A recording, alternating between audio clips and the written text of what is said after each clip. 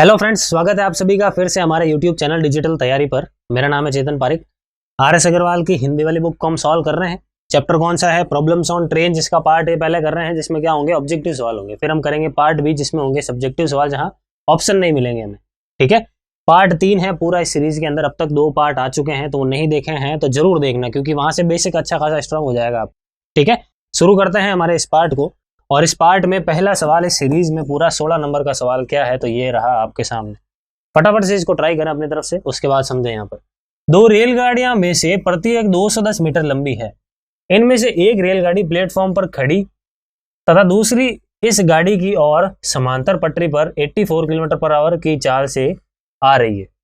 तो परस्पर मिलने के कितनी देर बाद यह गाड़ी खड़ी गाड़ी को पार कर जाएगी? 2 रेलगाड़ियां हैं, एक रेलगाड़ी तो प्लेटफॉर्म पर पड़ी है, रुकी हुई है, एक रेलगाड़ी सामने से आ रही है और उसको पार कर रही है। तो आपको बोल रहा है कि जब वो मिली, मतलब दोनों का फ्रंट जब मिला, उसके बाद इसे कितना समय लगा कि उस रेलगाड़ी ने, चलने वाली रेलगाड़ी ने, इस रेलगाड़ी को पार कर लिया। तो यहां पर जो रुकी हुई रेलगाड़ी है, उसको तो आप रेलगाड़ी समझो ही मत, उसको तो आप प्लेटफॉर्म समझ लो। रेलगाड़ी से समझोगे तो कंफ्यूजन होगा। तो आप उस जो रुकी हुई रेलगाड़ी है उसको आप समझ लो कि वो तो एक प्लेटफॉर्म है। तो आपको करना क्या है कि जो रेलगाड़ी आ रही है चल के, वो देख लो कि वो रेलगाड़ी इस प्लेटफॉर्म को कितने समय में पार करेगी। खत्म सवाल। ठीक है, तो आपको यहां पर यही पूछा है कितने समय में पार कर लेगी। तो कितने समय में पार कर लेगी, तो पार करने के लिए समय ज्ञात करने का जो फॉर्मूला है ना, समय का जो फॉर्मूला है बेसिकली वो क्या है? डिस्टेंस अपॉन स्पीड है। तो डिस्टेंस कितनी? तो रेलगाड़ी जब किसी प्लेटफॉर्म को पार करती है तो रेलगाड़ी खुद की लंबाई के साथ साथ प्लेटफॉर्म की लंबाई को भी पार करती है। यहाँ पर प्लेटफॉर्म बोल रहा हूं तो समझना कि वो प्लेटफॉर्म कौन सा है? रुकी हुई रेलगाड़ी है। तो रुकी हुई रेलगाड़ी की लंबाई कितनी है? आपको कुछ दे रखा है क्या? यहाँ पर नहीं दे रखा। तो क्या है यहाँ पर, लेकिन कुछ तो दे रखा होगा। ये दे रखा, देखो, 2 रेलगाड़ियां प्रत्येक की गति, प्रत्येक की दूरी 210 मीटर है। प्रत्येक की 210 मीटर है, मतलब हो गया, दे ही रखा है फिर ऑटोमेटिकली। तो 210 जो चल के आ रही है और 210 जो रुकी हुई है, दोनों की कुल लंबाई कितनी हो गई? 420। ये लिख दो। और चाल क्या है? 84 किलोमीटर प्रति घंटा। ये लिख लो, 84 किलोमीटर प्रति घंटा। इसको मीटर पर सेकंड में जरूर चेंज करना, क्योंकि सारा ऑप्शन सेकंड्स में है और वो हमने मीटर में यूज लिया है, तो यूनिट्स का सेम होना जरूरी है। तो किलोमीटर पर आवर को मीटर पर सेकंड में चेंज करने के लिए 5/18 से गुणा कर दिया। बट्टा वाले 18 को मैंने यहाँ पर ऊपर लिख दिया आपके सामने। ठीक है, अब इसको सॉल्व करना है। 6 से एक बार के लिए काटे अगर, तो 6 से मैं जब इसको काटता हूं तो मैं देखता हूं ये 1 और उसके बाद 4 बार में कट रहा है। जब मैं इसको 6 से काटता हूं तो ये 3 बार में कट रहा है। सही है। 14 को जब मैं काटता हूं तो ये देखो कितनी बार में कट गया? 30 टाइम्स कट गया और ये 6 मिल गया। 6 × 3 कितना होता है? 18 होता है। यानी 80 सेकेंड्स क्या होगा हमारा आंसर? सॉरी, 18 सेकेंड्स हमारा क्या होगा आंसर? यानी ऑप्शन डी। आई बात समझ में? अच्छा सवाल है और आई होप अच्छी तरीके से आपको समझ में भी आ गया है। आगे बढ़ते हैं हमारे अगले सवाल की और, क्वेश्चन नंबर 17 की। और क्या कह रहा है देखो, समझें अच्छी तरीके से और ट्राई करें। सवाल कह रहा है कि 2 रेलगाड़ियां ए और बी एक ही बिंदु से एक ही समय पर आरंभ होकर 60 किलोमीटर प्रति घंटा और 72 किलोमीटर प्रति घंटा की चाल से एक ही दिशा में जाती है। यदि प्रत्येक रेलगाड़ी की लंबाई 240 मीटर है तो बी द्वारा ए को पार करने में कितना समय लगेगा? ये आपको फाइंड करना है। अच्छा सवाल है। दोनों रेलगाड़ियां एक ही समय पर आरंभ हुई और एक ही जगह से चलना आरंभ हुई। तो यहां पर देखना, ये कह रहा है कि बी द्वारा ए को पार करने में कितना समय लगेगा। अब अगर रेलगाड़ी बी इस रेलगाड़ी को पार कर रही है, इस रेलगाड़ी को पार कर रही है, इसका मतलब क्या हुआ कि वो खुद की लंबाई को पार कर रही है। केवल वो किसको पार कर रही है? खुद की लंबाई को पार कर रही है। ऐसा मैं इसलिए बोल रहा हूं क्योंकि जब दोनों की दोनों रेलगाड़ियां चलेगी बराबर, देखो मान लो ये पहली रेलगाड़ी ए है, ध्यान से समझना, ये पहली रेलगाड़ी ए मान रहा हूं, ये पहली दूसरी रेलगाड़ी बी मान रहा हूं। दोनों साथ में चलना शुरू हुई। नीचे वाली 60 किलोमीटर प्रति घंटा से चल रही है और ऊपर वाली 72 किलोमीटर प्रति घंटा से चल रही है। तो जब ये दोनों की दोनों साथ में चलना शुरू कर रही है, दोनों की दोनों जो लेंथ है वो तो बराबर है, दोनों की लेंथ तो बराबर है। तो यहाँ पर ये जो फास्ट वाली रेलगाड़ी है वो आगे चली जाएगी, धीरे धीरे धीरे धीरे आगे चली जाएगी, है नहीं? धीरे धीरे आगे चली जाएगी। तो जब वो आगे जा रही है तो उसने कितनी दूरी तय की? आप देखोगे कि शुरुआत में तो दोनों बराबर है, लेकिन धीरे धीरे ये होगा कि ये जो रेलगाड़ी धीरे धीरे आगे की तरफ मूव करना शुरू कर देगी धीरे, और पीछे वाली रेलगाड़ी धीरे धीरे उसके पीछे आएगी। यानी ये जो बैक पोर्शन है उसने कितना पोर्शन कवर किया? तो आप देखोगे कि जितना इस गाड़ी की लंबाई है, और इस गाड़ी की लंबाई कितनी है? 240 है। तो ये लिख लो 240। कितना है? 240 है। यही दे रखा है 240 मीटर, ये मैंने लिख लिया। आई बात समझ में? अब उसके बाद चाल कितनी है? चाल कितनी लिखोगे? तो चाल यहाँ पर रिलेटिव स्पीड यूज लेंगे, क्योंकि दोनों ही रेलगाड़ियां चल रही है तो रिलेटिव स्पीड जो है कहीं ना कहीं कम निकल कर आएगी, क्योंकि दोनों ही रेलगाड़ियां सेम डायरेक्शन में चल रही है। तो ये 72 है, ये 60 है, रिलेटिव स्पीड निकल कर कितनी आई 12 आई। 12 किलोमीटर पर आवर को मीटर पर सेकंड में चेंज करने के लिए 5/18 से गुणा कर दो, बट्टा वाला 18 मैंने ऊपर भेज दिया। इसको सॉल्व करना है, जो चीज मिलेगी वही हमारा क्या होगा आंसर। 12 से काट लो इसको, देखो 20 टाइम्स कट गया, और इसको जब काटोगे 4 बार में कट गया। 18 इंटू 4 कितना होता है 72 होता है। और 72 को आप क्या लिख सकते हो, 72 को आप लिख सकते हो 1 minute complete and 12 seconds extra. तो 1 मिनट 12 सेकंड क्या होगा हमारा करेक्ट आंसर, यानी ऑप्शन बी। आई बात समझ में? अच्छा सवाल है, मुझे ये अच्छा सवाल लगा। इतने सारे सवाल देखे उसमें से थोड़ा सा यूनिक सवाल है। काफी सवालों में ऐसा आता है कि ट्रेन आमने सामने से आकर एक दूसरे को पार कर रही है। तो जब आमने सामने से आकर एक दूसरे को पार करती है ना, तो इस केस में दोनों की लंबाइयों को जोड़ते हैं। लेकिन इन्होंने समान दिशा में जाते हुए पार किया, तो ये थोड़ा लॉजिकल चीज होगी, थोड़ी सी सोचने वाली चीज होगी कि जब वो साथ में रवाना होगी, इसका मतलब अभी तो साथ में देखो दोनों बराबर बैठी है।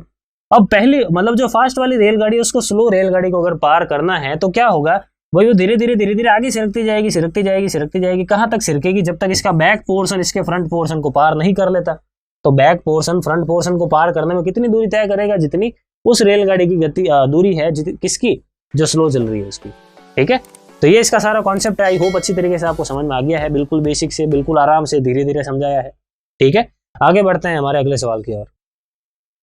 18 नंबर क्वेश्चन है, पहले एक बार फटाफट से ट्राई कर लें इस सवाल को। सवाल क्या कह रहा है कि 60 किलोमीटर प्रति घंटा। आई होप अच्छी तरीके से सवाल आपको विजिबल है, थोड़ा सा ब्लर है ये फोटो, लेकिन अगर विजिबल नहीं भी है तो मैं आपको सुना देता हूँ वर्बली, तो ट्राई कर लें आप। 60 किलोमीटर प्रति घंटा की चाल से जा रही 240 मीटर लंबी एक रेलगाड़ी अपनी विपरीत दिशा में 48 किलोमीटर प्रति घंटा की गति से आ रही एक 270 मीटर लंबी रेलगाड़ी को कितने समय में पार करेगी। अब इस बार क्या हो रहा है कि सामने से विपरीत दिशा से गाड़ी आ रही है ना। पहले वाले सवाल में क्या था, समान दिशा में था, इस बार विपरीत दिशा में आ रही है। तो अच्छी तरीके से समझना कि एक रेल है 60 किलोमीटर प्रति घंटा से जा रही है, ठीक है, जा रही 240 मीटर लंबी एक रेलगाड़ी अपनी विपरीत दिशा में 48 किलोमीटर प्रति घंटा की गति से आ रही 270 मीटर लंबी रेलगाड़ी को कितने समय में पार करेगी। तो इस बार क्या करेंगे, समय के लिए हम फॉर्मूला क्या यूज करेंगे, डिस्टेंस अपॉन टाइम। इस बार दोनों की स्पीड यूज करेंगे, क्योंकि एक ट्रेन यहाँ पे है, एक ट्रेन यहाँ पर है। जब ये ट्रेन आएगी, पहले दोनों के फ्रंट पोर्शन मिलेंगे, फिर ये वाली रेलगाड़ी धीरे धीरे इसको पार करेगी। तो पहले तो वो खुद की लंबाई को पार करेगी, फिर अभी भी ये वाली रेलगाड़ी बची हुई पड़ी है, तो धीरे धीरे और आगे जाएगी। कितना आगे जाएगी, जितना इस रेलगाड़ी की लंबाई है। यानी इस बार हम दोनों को जोड़ेंगे। आई बात समझ में? तो 240 को और 270 को दोनों को जोड़ लो,